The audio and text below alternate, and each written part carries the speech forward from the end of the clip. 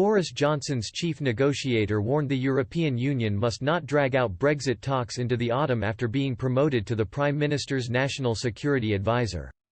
David Frost, who leads the UK's Taskforce Europe negotiating team, stressed the future relationship talks remained his top priority despite being handed the significant promotion. He will succeed departing Civil Service Chief Sir Mark Sedwill in August, but Downing Street has already announced plans for a transition period to allow Mr. Frost time to conclude a post-Brexit deal with Brussels.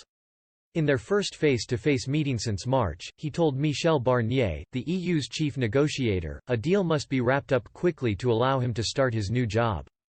However, Mr. Frost insisted that he would remain in charge of Britain's negotiating team until a deal is struck with the Brussels diplomat. A UK government spokesman said, David Frost will remain chief negotiator for the EU talks until an agreement is reached or until the talks end. This will remain his first priority. As we have made clear, we do not anyway wish for these talks to run on into the autumn. The Prime Minister's official spokesman added, prior to this announcement, we have already been very clear with the EU that the talks need to be concluded sooner rather than later. The talks cannot go on forever. We need to make sure businesses can prepare properly for what will happen at the end of the year. If negotiations go on too long into the autumn, then they won't know what to prepare for. Mr. Frost will lead a team of 20 British negotiators during this week's round of talks, the first since Mr. Johnson and European Commission President Ursula von der Leyen agreed to accelerate the process.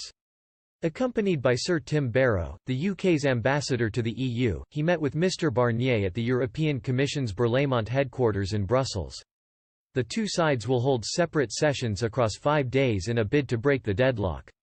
Over 5 previous negotiating rounds, the EU has refused to budge from its hardline demands for a regulatory level playing field, with a role for the European Court of Justice, and continued access to Britain's fishing waters. But the EU has vowed to be more flexible in order to strike a deal. A Commission spokesman said, our overall message this week but also for the coming weeks and coming months is to intensify our negotiations in order to make progress in order to get a deal.